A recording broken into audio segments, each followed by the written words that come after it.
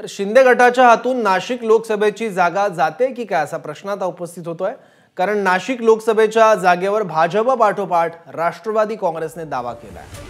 उत्तर महाराष्ट्रात राष्ट्रवादीला एकतरी जागा मिळावी अशी भूमिका अशी मागणी मंत्री छगन भुजबळ यांनी केलेली आहे।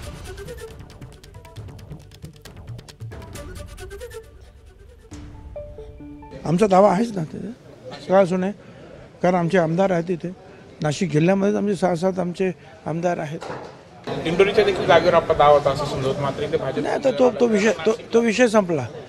तो आम्ही काय फार मोठं काय म्हणजे मागितलं होतं, पण तिथे आम्हाला कल्पना नव्हती की त्या डॉक्टर्स आहेत, आदिवासी आहेत, महिला आहेत आणि मंत्री आहेत आणि तो निकाल झाला। आता त्यांनी नाही म्हणून सांगितलं, पण एक तरी आम्हाला उत्तर महाराष्ट्रामध्ये जागा मिळाली पाहिजे असं आमचं।